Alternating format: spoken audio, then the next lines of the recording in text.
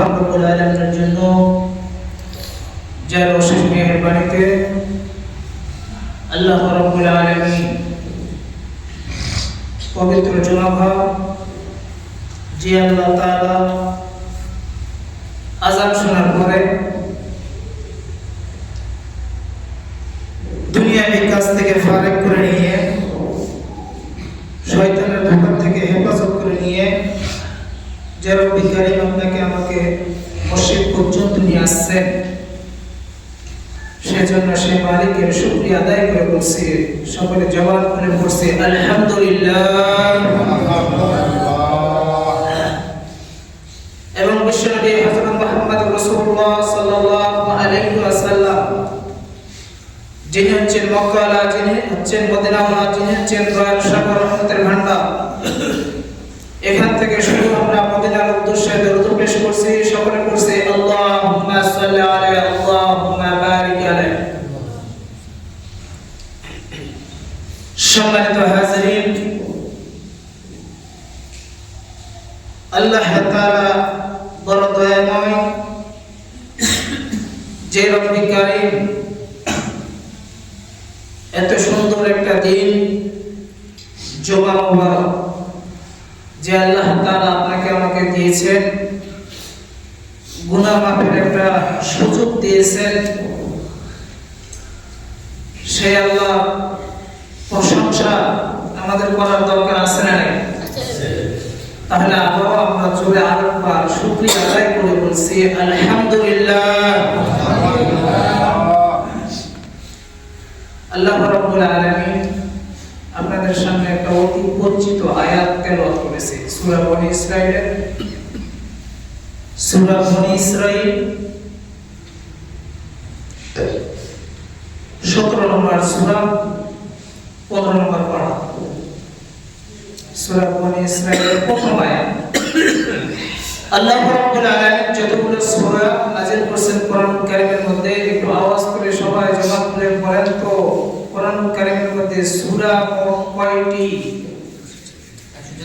114টি। কয়টি? 114টি সূরা। আল্লাহ তাআলা এই সূরাগুলো দিয়েছেন কোন একটা কারণে। প্রত্যেকটা সূরায় আল্লাহ তাআলা দিয়েছেন, প্রত্যেকটা আয়াত আল্লাহ তাআলা দিয়েছেন, নাযিল করেছেন এক একটা বিষয়ের উপর, এক একটা ঘটনার উপর। আল্লাহ রাব্বুল আলামিন নবীকে এগুলো ঘটনাকে বোঝানোর জন্য, আল্লাহ তাআলার কথাগুলোকে বোঝানোর জন্য, নবী যাতে করে তার বান্দাদেরকে, নবী যাতে করে তার উম্মতদেরকে কথাগুলো বুঝাইতে পারে, সেজন্য আল্লাহ রাব্বুল আলামিন কোরআন কারীমের মধ্যে এই সূরাগুলো দিয়েছেন, আয়াতগুলো দিয়েছেন। আবার জবান খুলে বলেন তো, কোরআন কারীমের মধ্যে মোট কয়টি সূরা? 114টি। আল্লাহ রাব্বুল আলামিন এই 17 নম্বর সূরার নাম কি? সূরা বনী ইসরাঈল। কি নাম? আল্লাহ রাব্বুল আলামিন এই সূরাটা দিয়েছেন কত নম্বর পারা? 15 নম্বর পারা। আয়াত নম্বর কত? 1। আয়াত নম্বর কত? 1। প্রথম আয়াতে আল্লাহ রাব্বুল আলামিন কেন দিলেন? প্রত্যেকটা বিষয়ের একটা প্রোগ্রাম থাকে। এই আয়াতটাও দেওয়ার আল্লাহ রাব্বুল আলামিনের একটা উদ্দেশ্য রয়েছে। আল্লাহর নবীকে এই আয়াতটা দিলেন, এই সূরাটা দিলেন, তার কারণ হলো আল্লাহ রাব্বুল আলামিনের নবী পয়গম্বর এতটাই প্রিয় আল্লাহ, এতটাই কাছে, এতটাই মহব্বতে আল্লাহ রাব্বুল আলামিন এই নবীকে, কোন নবী? আমাদের নবী মুহাম্মদ সাল্লাল্লাহু আলাইহি ওয়াসাল্লাম, এই নবীকে তার হাবিব বানাইলেন, তার বন্ধু বানাইলেন, এতটাই কাছের বানাইলেন, এতটাই মহব্বতের আপন মানুষ বানাইলেন। আল্লাহ রাব্বুল আলামিন নবীকে সব কিছু জানাই দিলেন। আল্লাহ রাব্বুল আলামিন ইচ্ছে করলেন সব কিছু নবীকে বোঝানোর জন্য যদি বলতেন, বা কোনো কিছু করার যদি ইচ্ছা পোষণ যদি করতেন, তাহলে আল্লাহ রাব্বুল আলামিন একটাই শব্দ যথেষ্ট ছিল, যে শব্দটার নাম ছিল কুন ফায়াকুন।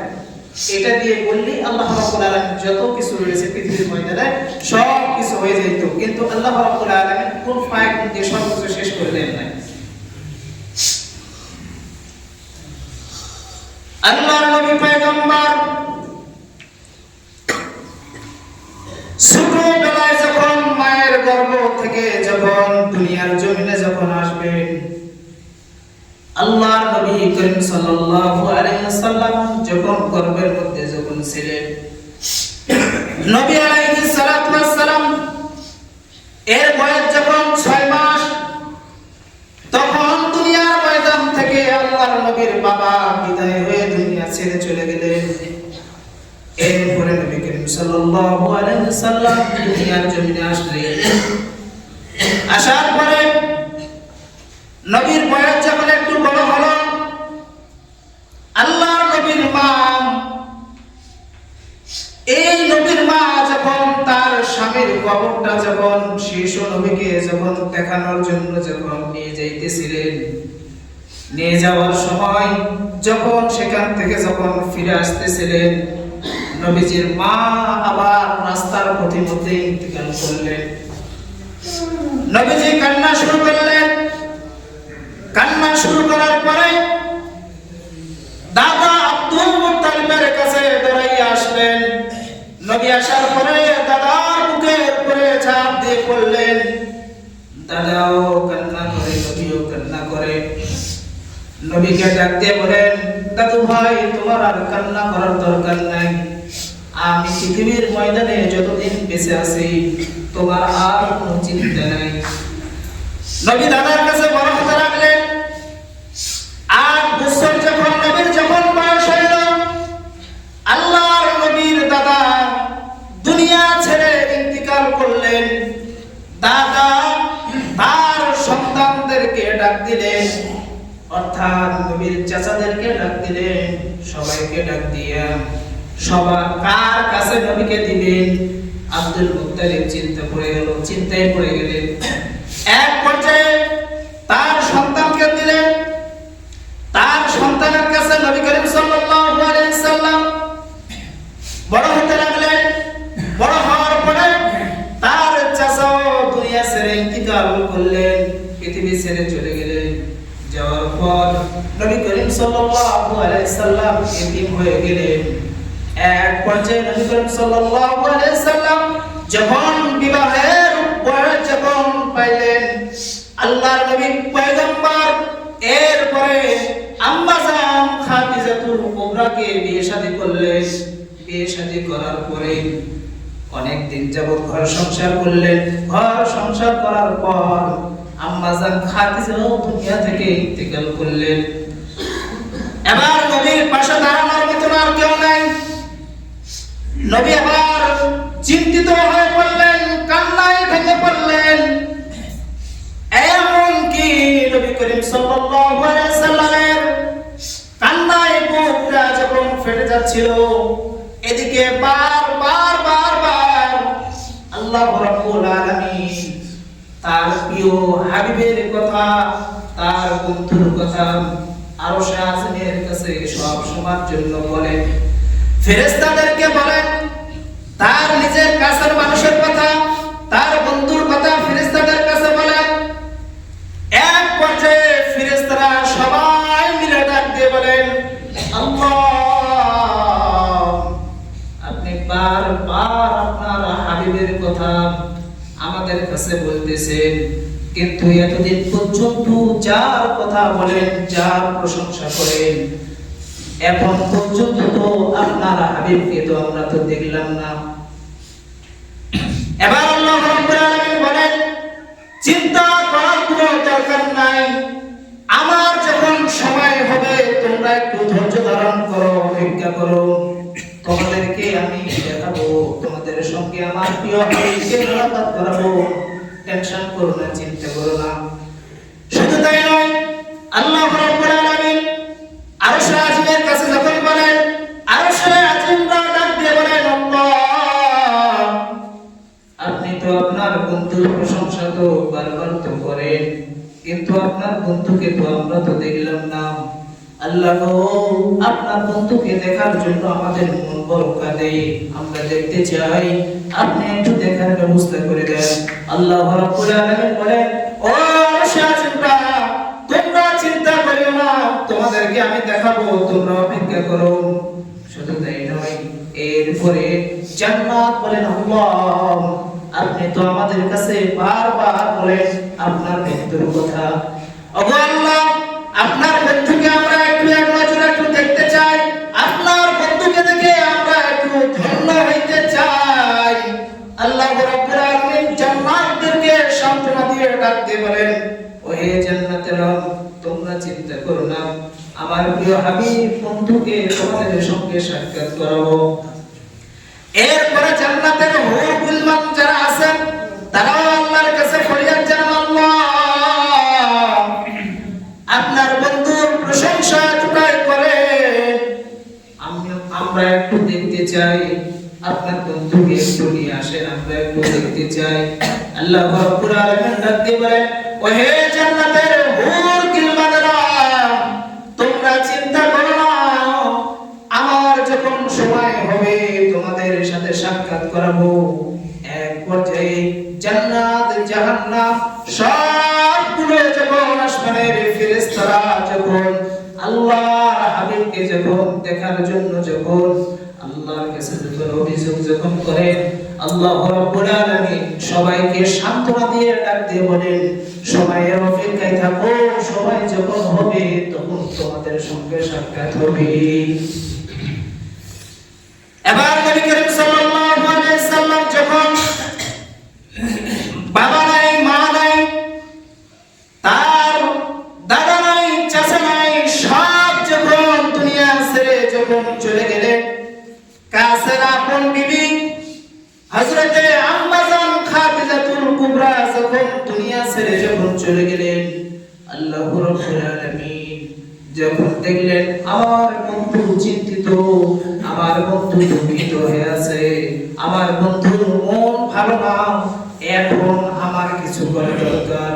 আল্লাহ রাব্বুল আলামিন সিদ্ধান্ত নিলেন, এক পর্যায়ে আল্লাহ রাব্বুল আলামিন হযরত জিবরাইল ফেরেশতাকে ডাক দিয়ে বললেন, ও হে ফেরেশতা, বহুদিন যাবত তোমরা আমার যতগুলো ফেরেশতা রয়েছে আমার হাবিবকে দেখার জন্য তোমাদের মন কাঁদে, আমার জান্নাত দেখার জন্য মন কাঁদে, আমার জান্নাতের হুর গিলমানরা দেখার জন্য মন কাঁদে, আমার আরশাজিম দেখার জন্য মন কাঁদে। ও হে জিবরাইল ফেরেশতা, আর দেরি করো না, আমার বন্ধু চিন্তিত হয়ে আছে, আমার বন্ধু মন খারাপ হয়ে রয়েছে, আমার বন্ধুকে আমার আরশে আজিমে নিয়ে আসার ব্যবস্থা করো। এবার জিবরাইল ফেরেশতা ডাক দিয়ে বলেন, আল্লাহ তাহলে আমি রওনা করলাম।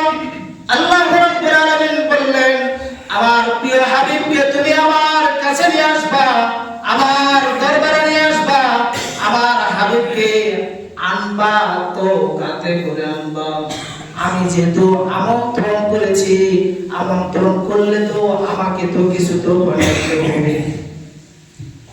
এক পর্যায়ে এই যে আমরা দুনিয়ার একটা নিয়ম দেখি না, যখন আমরা এই যে কিছুদিন আগে আমরা 14-15 তারিখে দরবেশপুরে তাফসীর মাহফিল করলাম, বক্তা যখন আসে আমরা রিসিভ করার জন্য আমরা লোকজন দাঁড়াই না, দাঁড়াই, ঠিক আল্লাহর নবীকে আনার জন্য কিছু দূর আমরা যাই, বক্তাকে আমরা আনার জন্য। তো আল্লাহর নবীও আল্লাহর কাছে আসবেন। এক পর্যায়ে আল্লাহ রাব্বুল আলামিন বলেন, তো কাতে করে নিয়ে আসবো? আল্লাহ রাব্বুল আলামিন জিবরাইলকে বলেন, হে জিবরাইল, একটা প্রাণী আছে, এটাকে নিয়ে যাও। কি প্রাণী? জান্নাতের মধ্যে আছে, যাও। যার নাম কি? বোরাক। কি নাম? বোরাক। এই জান্নাত থেকে বোরাকটা তুমি নিয়ে যাও, নিয়ে গিয়ে আমার হাবিবকে আরশে আজিমে নিয়ে এসো, আমার বন্ধুর অপেক্ষায় আমি আছি। এক পর্যায়ে আল্লাহ জিবরাইল জান্নাত থেকে বোরাক নিলেন। এই বোরাকটা নেওয়ার পরে, বোরাকটা হলো জান্নাত থেকে নেওয়ার পর আল্লাহর জিবরাইল দুনিয়ার জমিনে বোরাকটা নিয়ে যখন আসলেন, আসার পরে যখন নবীর ঘরের বরাবর যখন দাঁড়িয়েছেন, আল্লাহর জিবরাইল নবীর ঘরের মধ্যে ঢুকলেন। আল্লাহর নবী কাবার হাতিমে উম্মে হানের ঘরে, শিয়াবে আবু তালিবের ঘরে আল্লাহর নবী যে জায়গায় ঘুমিয়েছিলেন কয়েকটা মতো পার্থক্য আছে। কেউ বলেছেন কাবার হাতিমে, কেউ বলেছেন উম্মে হানের ঘরে, কেউ বলেছেন শিয়াবে আবু তালিবের ঘরে। এরকম করে আল্লাহর নবী করিম সাল্লাল্লাহু আলাইহি সাল্লাম ঘুমিয়ে রয়েছেন। তো জিবরাইল ফেরেশতা যখন ঘরের মধ্যে যখন ঢুকেছেন, দেখেন যে আল্লাহর হাবিব ঘুমন্ত অবস্থায় রয়েছেন। তো আল্লাহ জিবরাইল চিন্তা করলেন, যেহেতু বন্ধু ঘুমন্ত, তাহলে ডাক দিলে বেয়াদবি হয়ে যাবে, তাহলে ডাক দেওয়া যাবে না। এজন্য হাদিস শরীফের মধ্যে নিষেধ আছে, কোনো ব্যক্তি যদি ঘুমন্ত অবস্থায় যদি থাকে জোরে ডাক দিবেন না, আস্তে করে নরম সুরে ডাক দিবেন। জোরে ডাক দিলে কি হয়, তার আত্মাটা তো থাকে না, তার আত্মাটা চলে যায় ওই সময়। হঠাৎ করে যদি ডাক দেন, হঠাৎ করে আত্মা ফিরে আসতে দেরি হয়, আর যখনই আসে তখন হঠাৎ করে চমকায় উঠবে। তখন মনে করবো অনেকে যদি একটু দুর্বল হয় স্ট্রোক করতে পারে। এই জন্য কোনো ব্যক্তি যদি ঘুমন্ত অবস্থায় যদি থাকে আস্তে করে ডাক দিবেন। আর কোনো বাড়ির মধ্যে যখন কাউকে যখন ডাকবেন, সর্বপ্রথম একটা সালাম দিবেন। রাসূলের সুন্নাত, সর্বপ্রথম সালাম দিবেন। সালাম দিয়েছেন, প্রথমবার সালাম দেওয়ার পর জবাব নাই, আরেকবার দিবেন সালাম, এরপর জবাব নাই, আরেকবার দিবেন সালাম, তিনবার অন্তত সালাম দিবেন। যদি জবাব আসে আলহামদুলিল্লাহ, ভালো। তো কোন বাড়িতে ঢুকলে সালাম দিবেন। আল্লাহর জিবরাইল আলাইহিস সালাতু ওয়াস সালাম দেখলেন আল্লাহর হাবিব ঘুমন্ত অবস্থায় রয়েছেন। তো কি করা যায়, ডাক দিলে, নবীকে ডাক দিলে তো বেয়াদবি হবে। কেন? রাসূলের যদি ঘুম ভেঙে যায়, রাসূল যদি আঘাত পান, তাহলে রাসূল আঘাত পাওয়া মানে আল্লাহ তাআলাও আঘাত পাওয়া। আর আল্লাহ যদি রাগান্বিত হন রাসূলকে ডাক দিতে গিয়ে, তাহলে আমার তো জিবরাইলের কোনো দামই নেই। এক পর্যায়ে জিবরাইল আবার চিন্তায় পড়ে গেলেন, কি করে নবীকে ঘুম ভাঙানো যায়। আল্লাহর জিবরাইল তার নিজের গাল মোবারকটা আল্লাহর নবীর পায়ে, পা মোবারকের তালুর সঙ্গে নিজের গালে লাগাই দিলেন। এক পর্যায়ে যখন গালটা যখন লাগাই দিয়েছেন আল্লাহর রাসূল পয়গম্বর, তখন তিনি অনুভব করলেন শরীরের মধ্যে যেন একটু হাতের অথবা শরীরের কিছু ছোঁয়া পাওয়া যায়। এক পর্যায়ে জিবরাইল যখন তার গাল মোবারক যখন লাগাই দিলেন, আল্লাহর নবীর ঘুম সাথে সাথে ভেঙে গেল। আল্লাহর নবী ঘুম থেকে উঠলেন। এরপরে জিবরাইল পয়গম্বর নবীকে সালাম দিলেন। নবী সালামের উত্তর দিলেন, ডাক দিয়ে বললেন, ও হে জিবরাইল, এত রাতে তুমি কেন এসেছো? জিবরাইল আলাইহিস সালাতু ওয়াস সালাম ডাক দিয়ে বলেন, পয়গম্বর, আল্লাহ আপনার জন্য অপেক্ষায় বসে রয়েছে, আপনাকে নেওয়ার জন্য আমি আসছি। ও হে নবী, আপনি তাড়াতাড়ি উঠেন, আল্লাহ আপনার জন্য অপেক্ষায় রয়েছে, আপনাকে নিয়ে যাওয়ার জন্য আসছে। অনেক দিনের বেদনা, আপনার মনে বড় দুঃখ, এই দুঃখটা নিবারণ আজকে আল্লাহ এই রাতের মধ্যে করে দিবে। এক পর্যায়ে নবী করিম সাল্লাল্লাহু আলাইহি সাল্লাম বললেন, জিবরাইল একটুখানি অপেক্ষা করো, আমি একটু ওযু করে নিই আর 2 রাকাত নামাজ পড়ে নিই। আল্লাহর নবী ঘুম থেকে উঠলেন। ঘুম থেকে ওঠার পরে দরজাটা খুলে যখন ওযুর বন্দার পানি যখন নিয়েছেন, পানি নেওয়ার পরে আল্লাহর নবী ওযু করলেন। ওযু করার পরে 2 রাকাত নামাজ পড়লেন। 2 রাকাত নামাজ পড়ে এবার নবীকে নিয়ে যাবে।